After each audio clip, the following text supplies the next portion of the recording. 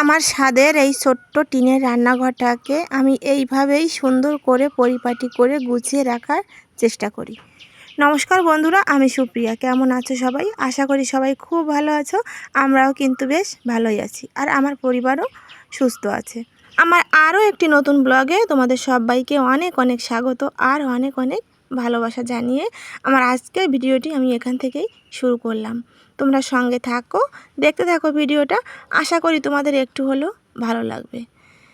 সকাল সকাল ঘুম থেকে উঠে বাসি কাজকর্মগুলো কিন্তু সব আমি কমপ্লিট করে নিয়েছি, আর সব কমপ্লিট করে নিয়ে এদিকে সবজি কাটতে বসে পড়েছি। রান্নার জোগাড় করছি। আর এদিকে দেখো, সকাল না অনেক আমের গুটি পড়েছে, মানে আম পড়েছে আর কি, কাঁচা আম। দেখো ওই যে প্লেটে করে ধুয়ে এনে আমি রেখেছি।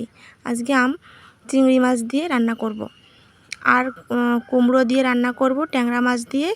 আর এই যে দেখো, থানকুনি শাক বের করে রেখেছি, থানকুনি শাকের বড়া করব।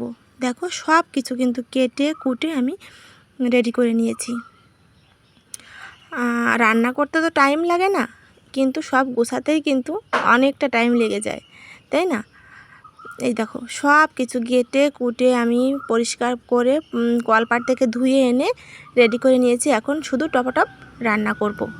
চিংড়ি মাছ দিয়ে চিচিঙ্গা ভাজি করব, চিংড়ি মাছ দিয়ে আমের চচ্চড়ি করব, তারপর চিংড়ি মাছ নয়, ট্যাংরা মাছ দিয়ে কুমড়ো দিয়ে মিষ্টি কুমড়ো দিয়ে একটা তরকারি রান্না করব। চলো তাহলে রান্নাটা বসিয়ে দিয়েছি। দেখো চিচিঙ্গা কিন্তু ভাজি করে নিয়েছি, আর সেই কড়াইতেই কিন্তু আমি আমের চচ্চড়িটা করে নিচ্ছি চিংড়ি মাছ দিয়ে। এই দেখো চিচিঙ্গা ভাজি করার পর কড়াইটা কিন্তু আমার একটু পুড়ে গেছে আর কি, কোনো ব্যাপার না, রান্নার পর মেজে নেব, তাই না? আর এই যে দেখো চালের গুঁড়ি দিয়ে তারপর লবণ হলুদ সব কিছু দিয়ে মেখে কিন্তু আমি বড়াটা ভাজতে বসিয়েও দিয়েছি। আর এদিকে বড়া ভাজছি, আর তোমাদের দাদাভাই কিন্তু এদিকে খাচ্ছে, শাশুড়ি মা, তারপর আমরা তো ভাত দিয়েই খাই, কিন্তু তোমাদের দাদাভাই কিন্তু এই বড়াগুলো শুধুই খেয়ে নেয়, ওইভাবেই নাকি ওর কাছে ভালো লাগে। আর খুব মুচমুচে হয়েছিল জানো। আর এই যে দেখো রান্নাবান্না সব কমপ্লিট করে নিয়েছি। এই যে দেখো চিচিঙ্গা চিংড়ি মাছ দিয়ে ভাজি, সবগুলো কিন্তু টেস্টি রান্না হয়েছিল আজকে। কুমড়া দিয়ে ট্যাংরা মাছ দিয়ে তরকারি, ট্যাংরা মাছ তো পেটে সবগুলো ডিম ভর্তি ছিল, আর আমার ছোট ছেলে এই মাছের ডিম খেতে ভীষণ ভালোবাসে। আর এদিকে চিংড়ি মাছ দিয়ে আমের চচ্চড়ি, আর বড়া কিন্তু অর্ধেকটাই খেয়ে নিয়েছে তোমাদের দাদাভাই আর রোহান, আর আমিও একটা খেয়েছি, আর কড়াইতেও কিছু রয়েছে, তোমাদের দেখালাম। এখন আমি সবগুলোই বড়া, মানে থানকুনি পাতার বড়া সবগুলো কড়াইতে রেখে দেবো যাতে গরম থাকে। আর এদিকে দেখো রোহানকেও আমি ভাত মাখিয়ে দিয়েছি ওই চিচিঙ্গা ভাজি দিয়ে আর তরকারি দিয়ে, দুই সাইডে দুটো পদ দিয়ে ভাত মাখিয়ে দিয়েছি। বললাম বাবা তুমি একটু একা একা খেয়ে নাও, আমার অনেক কাজ পড়ে আছে। আর এদিকে তোমাদের দাদাভাইকে দিলাম একটু তরমুজ কেটে।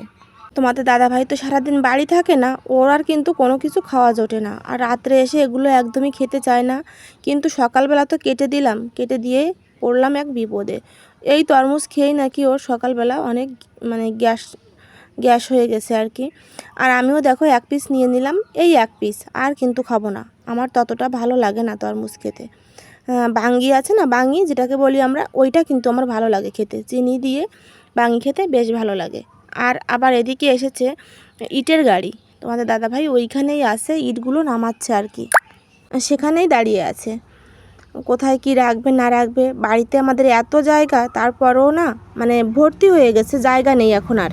ইট বালি কুয়া সব কিছু রেখে জায়গাগুলো ভর্তি হয়ে গেছে। এখন এই ইটগুলোর কাজ শেষ হবে, তারপর আবার ইট আনতে হবে। ও যে দেখো গাড়িতে করে নিয়ে এসেছে, তোমাদের দেখাচ্ছি দাঁড়াও। বাড়ির ভিতর মানে গাড়িটা ঢুকিয়ে দিয়েছে আর কি। আর জানি না আমি কতদূর তোমরা গাড়ির শব্দ শুনতে পাচ্ছ। আমি না বেশ কয়েকদিন রাতে ভয়েস দিতে পারছি না, দিনের বেলাতেই দিতে হচ্ছে। আর দিনের বেলাতে তো তোমরা জানো প্রচুর গাড়ির শব্দ। দেখো এই যে রাস্তা দিয়ে গাড়ি তো যেতেই আছে, আর এই যে দেখো ইটের গাড়িটা বাড়ির ভিতরই, মানে একদম আমাদের উঠানে চলে এসেছে, এইখানেই কিন্তু নামিয়ে রাখছে। এই ইটগুলো না শেষ হওয়া পর্যন্ত আর ইট আনা যাবে না, কারণ রাখার কোনো জায়গা নেই। তারপর সকালবেলা খাওয়া দাওয়া করে স্নান করে পুজো দিয়ে তারপর চলে এসেছি একদম বিকেলবেলা। ভিডিও এডিট করেছি, একটু রেস্ট নিলাম, এখন বাজে বিকেল 4টে। আর এখন আমার মনে হলো আমি রান্নাঘরটাকে একটু সুন্দর করে গুছিয়ে নিই। মানে মাঝে মধ্যে একটু এদিক থেকে ওদিক মাল জিনিসগুলো করলে কিন্তু একটু নতুনত্ব ভাব আসে, মানে মনটাও ভালো লাগে আর ফ্রেশ লাগে, আর কিন্তু দেখতেও ভালো লাগে বলো। চলো তাহলে আমি কাজ করি, তোমরা দেখতে থাকো। আর আজকে তোমাদের কমেন্টগুলো আমি একটু পড়ি, গতকাল ভিডিওর কমেন্টগুলো, ঠিক আছে? চলো।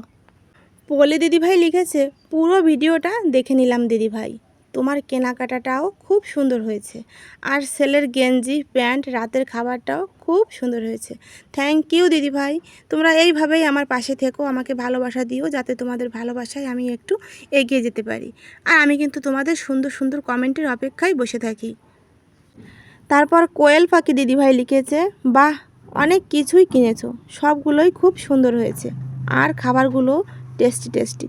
থ্যাংক ইউ দিদিভাই, তোমাদের কমেন্টগুলো পড়তে আমার ভীষণ ভালো লাগে দিদিভাই। আর এই যে কোয়েল পাখি দিদিভাই, আমার দিদিভাইয়ের সঙ্গে আমার বেশি দিন পরিচয় নয়, কিন্তু অনেক ভালোবেসে ফেলেছি দিদিভাই।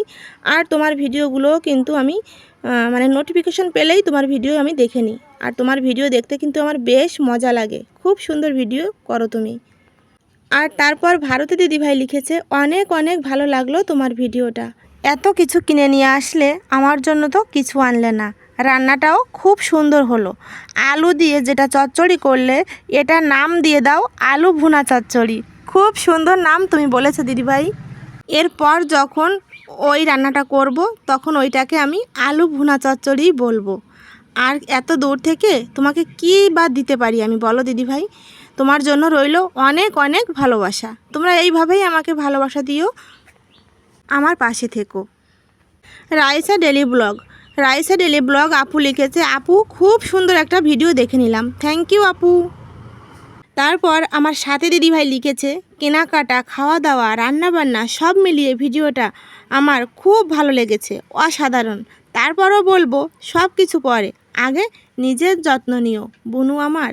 অনেক ভালোবাসা দিদিভাই তোমাকে, তোমরা যে আমাকে এতটা ভালোবাসো তার জন্য অনেক অনেক ভালোবাসা তোমাদের। এইভাবেই আমার পাশে থেকো, আর একটু ভালোবাসা দিও, যাতে তোমাদের ভালোবাসায় আমি একটু এগিয়ে যেতে পারি। আশা দিদিভাই লিখেছে, পুরো ভিডিওটা দেখে নিলাম, থ্যাংক ইউ দিদিভাই। শ্রাবণী আপু লিখেছে, ভিডিওটা খুব ভালো লাগলো, থ্যাংক ইউ আপু। তারপর অদিতি দিদিভাই লিখেছে, দারুণ ভিডিও। অদিতি দিদিভাই হয়তো প্রথম আমার ভিডিওতে কমেন্ট করলো, খুব ভালো লাগলো দিদিভাই, এইভাবেই আমার পাশে থেকো, অনেক অনেক ভালোবাসা তোমাকেও। প্রিয়াঙ্কা দিদিভাই লিখেছে, খুব ভালো লাগলো, থ্যাংক ইউ দিদিভাই, তোমাদের সবাইকে অনেক অনেক ভালোবাসা, সবাই আমার পাশে থেকো। আর দেখো রান্নাঘরটা গোছাতে গোছাতে তোমাদের সববার কমেন্ট কিন্তু আমি পড়ে নিয়েছি, তোমরা এইভাবেই আমার পাশে থেকো আর আমাকে ভালোবাসা দিও। দেখো রান্নাঘরটা একদম ক্লিন করে নিয়েছি, পরিষ্কার পরিচ্ছন্ন করে নিয়েছি, এখন আমি ঘরটা ঝাড় দিয়ে নেব আর কি, এই জন্য আমার ঝাঁটাটা হাতে, ঠিক আছে? ঘরটা ঝাড় দিয়ে নিয়েছি পরিষ্কার করে। আর সকালবেলাটা ঘরটা মুছেছিলাম, এখন বিকেলবেলা, এখন আর কি মোছার আছে। দেখো চুলায় আমি দুধটা জাল করে রেখে দিয়েছি, সেটা একটু তোমাদের দেখালাম। আর এই যে আমার ভাঙাচোরা টিনের রান্নাঘরটা সুন্দর পরিপাটি করে একটু গুছিয়ে নিয়েছি। আর দেখো না এই জায়গাটাও কিন্তু আমি এই যে গিফট পেপার লাগিয়েছিলাম, কিন্তু না উঠে গেছে, দেখতে বাজে লাগে তাই না? আবার একটা কিছু লাগিয়ে দেওয়ার চেষ্টা করব, ঠিক আছে? দেখো সুন্দর করে ঘরটা আমি গুছিয়ে নিয়েছি, সুন্দর না খারাপ সেটা তোমরাই বলতে পারো, আমার তো মনের দিক থেকে খুব ভালো লাগছে। আর এই যে শিল পাটাটার উপর একটা ন্যাকড়া দেওয়া ছিল, সেটা আমি ধুয়ে বাইরে মেলে দিয়েছি, শুকিয়ে গেলে আবার এনে দিয়ে রাখবো। দেখো এই যে, আর আমার ওষুধগুলো এখানে রেখেছি, আর বাসন রাখার ঝুড়িটাও দেখো এই যে এখানে রেখেছি। আর এই র্যাকটা কিন্তু আমার গ্যাসের চুলোর সাইডেই ছিল। প্রিয়াঙ্কা দিদিভাই আমাকে একদিন বলেছে, বুনু তোমার এই যে কাপগুলো এই র্যাকের উপর রাখো, তোমার তেল চিটে পড়ে যায় না? হ্যাঁ দিদিভাই, পড়ে তো যায়, কি করব বলো? এই একটাই ঘর আমার, এখানে আমার কাঠের জালেও রান্না করতে হয়, আবার গ্যাসেও রান্না করতে হয়, গ্যাসে তো আমি খুব কমই রান্না করি। আর এই র্যাকের উপর রেখেছি বেকিং সোডা, একটু ডাল, অল্প একটু ডাল ছিল, সেই ডালটা আমি কৌটা করে রেখে দিয়েছি, আর চিনি আর ডালের বড়ি। আর দেখো এই যে চাকনিগুলো আমি এখানে রেখেছি, আর এই যে একটা মগ নিয়ে আসলাম, মগের ভিতর চামচগুলো রেখেছি, আর কিছু চামচ কলপারে রাখা আছে, ধুয়ে আনতে হবে। আর চামচ না বেশি আমি বাইরে রাখি না, কারণ আমার যে ছেলে, ছোট ছেলেটা কিন্তু ওই কোথায় নিয়ে ফেলে দেবে আমি আর খুঁজে পাবো না, ও কত চামচ আমার এভাবে চলে গেছে, তারপর দেখো এই যে কাপগুলো তো আমি এইখানে রেখেছি, আগে ছোটো র্যাকের উপর রাখতাম, এখন আমি এইখানে রেখেছি, কারণ তাহলে একটু তেল চিটচিটে ভাব কম হবে। আর কাপগুলো তো সাদা, এই জন্য বেশি একটু ময়লা পড়ে যায়। আর এই যে গামলাগুলো সব নিচে রেখেছি, বাটিগুলোও নিচে রেখেছি। আর একদম নিচে যে তাকটা ওইটা ফাঁকা আছে, ওইটাও একটা কিছু রেখে দেবো। আর ফোনটা তো আমার এই জায়গায় থাকে, কারণ চার্জে দিয়ে রাখি, সবার ভিডিও দেখি, ভিডিও চালিয়ে ওই র্যাকের উপর রেখেই কিন্তু আমি কাজগুলো করে নিই। আর এই যে টেবিলটাও মুছে নিয়েছি, টেবিলের উপর রাখা আছে এই যে একটা বোতল, বোতলে কিন্তু মরিচ ভাজি করে রেখে দিয়েছি, কারণ সব সময় কে এত ভাজি করে। আর আমার শাশুড়ি মা কিন্তু মানে ভাতের সঙ্গে সব সময় এই শুকনো মরিচ ভাজাটা খায় আর কি। আর এই স্ট্যান্ডগুলো তো সবসময় টেবিলেই থাকে, গরম খাবার রাখি। আর ঢাকনাগুলোও টেবিলে থাকে, খাবার ঢেকে রাখি। তারপর চলে এসেছি বাইরে, তোমাদের দাদাভাই নিয়ে এসেছে কী মাছ বলে, আমরা তো টাকি মাছ বলি, অনেকে ল্যাঠা মাছ বলে। চলো তাহলে মাছগুলো একটু কেটে নিই, আবার রাতের রান্নাও তো করতে হবে, তাই না? দুটো মাছ কেটেছিলাম, কেটে রান্নাও করে নিয়েছি।